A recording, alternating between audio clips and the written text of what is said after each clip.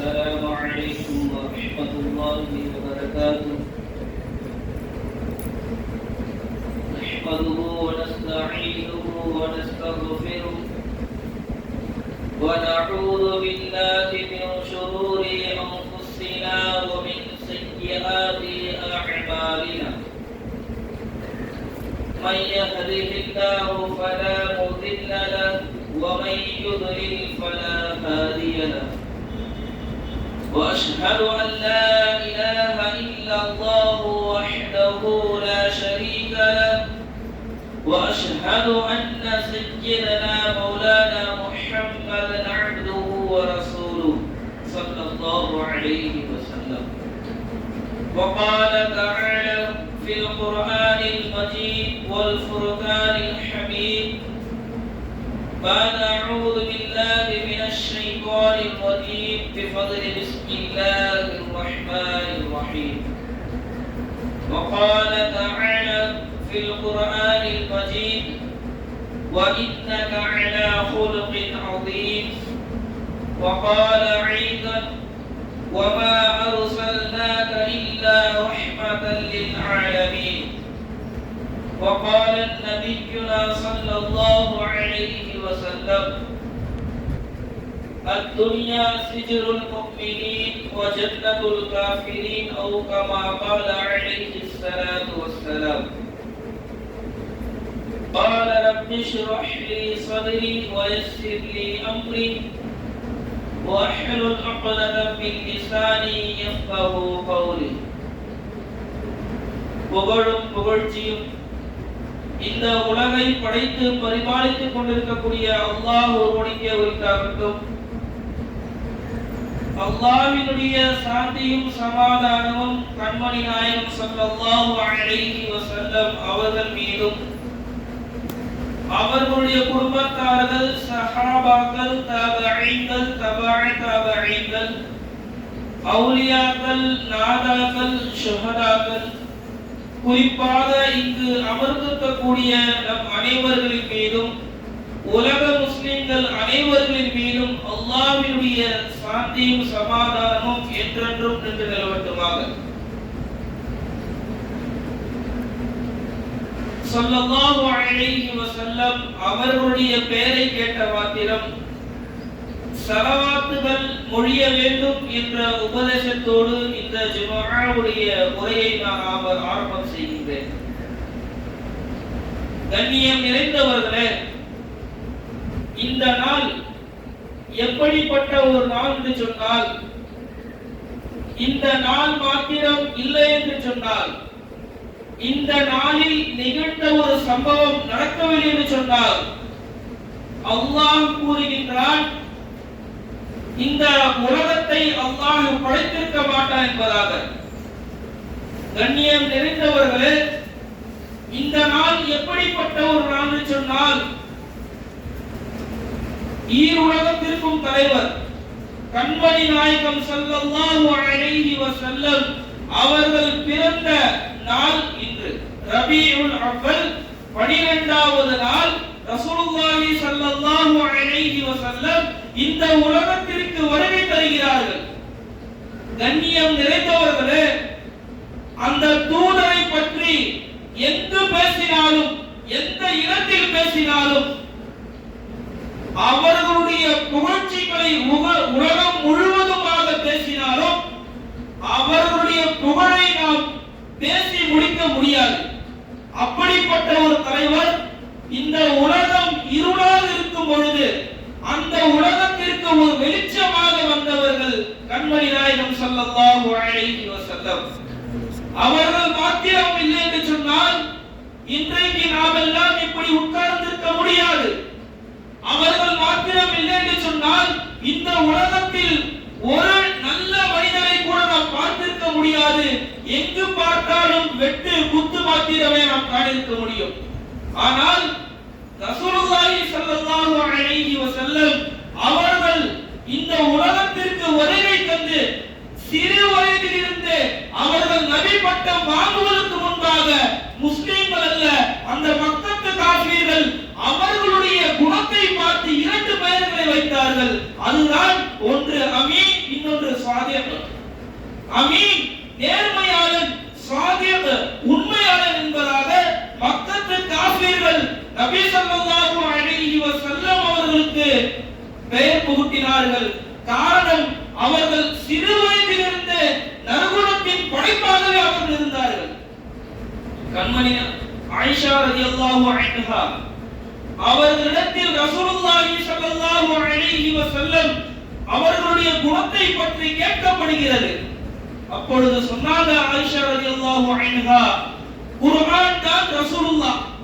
ஆக மொத்தத்துல குர்ஆனில் என்னென்னலாம் சொல்லப்பட்டிருக்கிறதோ அதெல்லாம் ரசூலுல்லாஹி ஸல்லல்லாஹு அலைஹி வஸல்லம் செய்து காண்பிப்பவர்கள். குர்ஆனுடைய குணங்கள் தான் ரசூலுல்லாஹி ஸல்லல்லாஹு அலைஹி வஸல்லம் என்பதாக ஆயிஷா ரலியல்லாஹு அன்ஹா அவங்க அறிவிக்கிறார்கள்.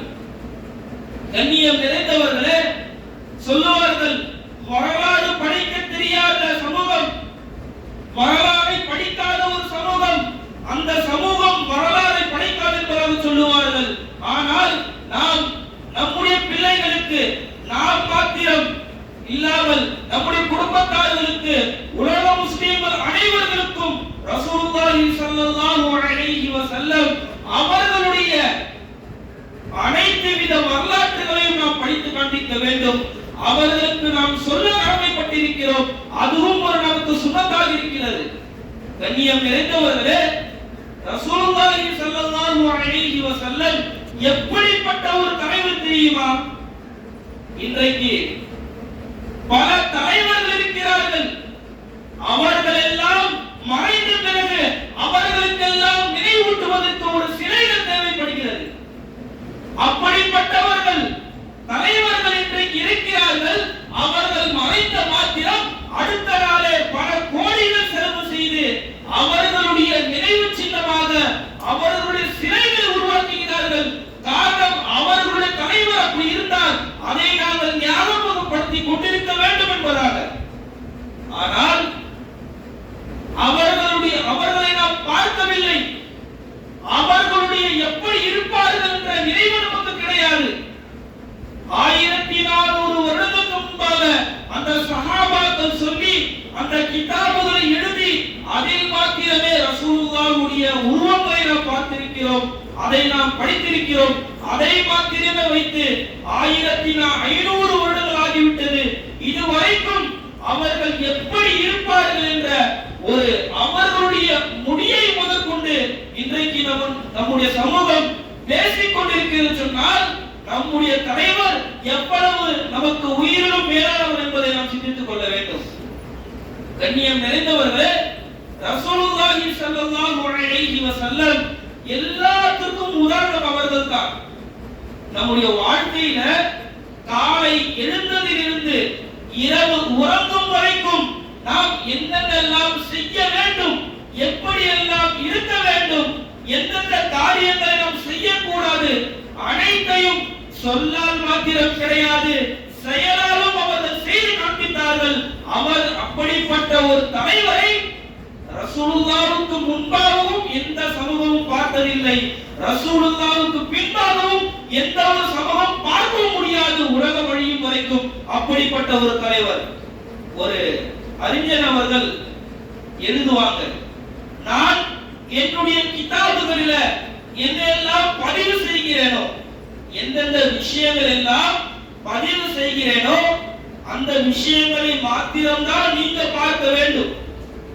நான் ஒரு கிதாப் எழுதுறேன், அந்த கிதாபுகளில் பல விஷயங்களை நான் எழுதுவேன்.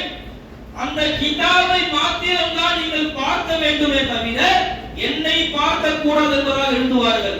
காரணம் என்ன சொன்னா, உலகத்தில் இருக்கக்கூடிய எல்லா மனிதர்களும் அவர்கள் சொல்லும் ஒன்றாக இருக்கும், செயல் ஒன்றாக இருக்கும். இதுவேதான் காரணம். அவர்கள் சொல்லுவார்கள், இன்றைக்கு எத்தனையோ நபர்கள் உபதேசம் செய்வார்கள், இப்படி இருக்கிறோம் அப்படி இருக்க வேண்டும் என்று பல உபதேசங்களை நமக்கு செய்திருப்பார்கள், செய்து கொண்டே இருக்கிறார்கள். ஆனால் அவர்களுடைய செயல்களை எடுத்து பார்த்தோம் என்று சொன்னால் எங்கோ ஒரு இடத்தில் ஓட்டையாகத்தான் இருக்கும். ஆனால் கண்மணி நாயகம் ஸல்லல்லாஹு அலைஹி வஸல்லம் அவர்கள் என்னதெல்லாம் சொல்லியிருக்கிறார்களோ அதை மாத்திரமே செய்யக்கூடிய ஒரு தலைவர் அவர்தான் கண்மணி நாயகம் ஸல்லல்லாஹு அலைஹி வஸல்லம். அவர்களுடைய 63 ஆண்டு கால வாழ்க்கையை நீங்கள் எடுத்து படித்து பாருங்கள். ஒரு இடத்திலாவது அவர்கள் சொல்லுகிறது செயல்கள் இருக்கிறது என்பதை நாம் சற்று பார்த்தபடி சொன்னால் எந்த ஒரு இடத்திலையும் அவர்கள் 63 ஆண்டு காலம் இந்த உலகத்தில் வாழ்ந்திருக்கிறார்கள். 63 ஆண்டு காலத்தில் ஒரு நொடி கூட அவர்களுடைய செயல்கள் மாத்திரமல்ல, அவர்கள் சொல்லும் இந்த இரண்டும் வேறுபட்டதே கிடையாது. அவர்கள் என்ன சொல்லிருக்கிறார்களோ அதை மாத்திரமே செய்யக்கூடியவர்கள் தான் கண்மணி நாயகம் ஸல்லல்லாஹு அலைஹி வஸல்லம். இன்றைக்கு ஒரு ஆட்சி வேண்டுமா? அதற்கு முன்னுதாரணம் யார்? ஸல்லல்லாஹு அலைஹி வஸல்லம். இன்றைக்கு குடும்ப தலைவர்களை பற்றி வேண்டுமா? அதற்கு உதாரணங்கள் யார்? ஸல்லல்லாஹு அலைஹி வஸல்லம். இன்றைக்கு நல்ல ஆசிரியர் வேண்டுமா? அதற்கு உதாரணம் யார்? ஸல்லல்லாஹு அலைஹி வஸல்லம். இன்றைக்கு ஒரு நல்ல வழிகாட்டி வேண்டுமா? அதற்கு உதாரணங்கள் யார்? ஸல்லல்லாஹு அலைஹி வஸல்லம். இப்படி எந்த விடயத்திற்கும் ஒரு வழிகாட்டி நமக்கு வேண்டும் என்று சொன்னால் கண்மணி நாயகம் ஸல்லல்லாஹு அலைஹி வஸல்லம் அவர்களை தவிர வேறு யாரையும் நாம் குறிப்பிட முடியாது. ஒரு உதாரணமாக இருக்க சொன்னார். காரணம் என்ன தெரியுமா? அவர்களுடைய செயல்கள் ஒரு மாதிரியாக இருக்கும், அவர்களுடைய பேச்சு ஒரு மாதிரியாக இருக்கும். ஆனால் அனைத்திற்கும் தகுதியானவர்கள், அனைத்திற்கும் தகுதியானவர்கள், மனித குலத்திற்கே தகுதியான ஒரே தலைவர் கண்மணி நாயகம் ஸல்லல்லாஹு அலைஹி வஸல்லம். இன்றைக்கு நாம் யோசிச்சிருக்கிறோம், அவர்கள் மனிதர்களுக்கு மாத்திரமா தலைவர் என்று கிடையாது, எல்லாருக்கும் தலைவர்கள் அவர்கள் தான். கிதாபில் எழுதுவார்கள், ரசூலுல்லாஹி ஸல்லல்லாஹு அலைஹி வஸல்லம் பிறந்த மாத்திரம், ரசூலுல்லாஹி ஸல்லல்லாஹு அலைஹி வஸல்லம் பிறந்தவுடன் அவர்களை மலக்குமார்கள் கொண்டு செல்கிறார்கள். என்ன தெரியுமா? விண்ணுலகம், வானுலகம், கடல்கள், உயிரினங்கள் எல்லாத்திற்கும் தலைவர் அவர்கள் தான். எல்லாத்திற்கும் தலைவர்கள் வந்துவிட்டார் என்பதாக காண்பிப்பதற்காக மலக்குகள் கொண்டு எல்லாத்தையும் காண்பித்து விட்டு ஆமீனா ரலியல்லாஹு அன்ஹா அவங்களிடத்தில் குழந்தையை கொடுக்கிறார்கள். எப்படிப்பட்ட ஒரு தலைவர்! அல்லாஹ் தஆலா குர்ஆனிலே சொல்லுகின்றான். சூரத்துல் கலமிலே 4வது அத்தியாயத்தில் அல்லாஹ் சொல்லும் பொழுது வ இன்னக அலா குலுகின் அதீம், ரசூலுல்லாஹி ஸல்லல்லாஹு அலைஹி வஸல்லம் அவர்களே நீங்கள் மகத்தான நற்குணத்தில் நீங்கள் இருக்கிறீர்கள் என்பதாக அல்லாஹ்வே குர்ஆனில் சொல்லுகின்றான்.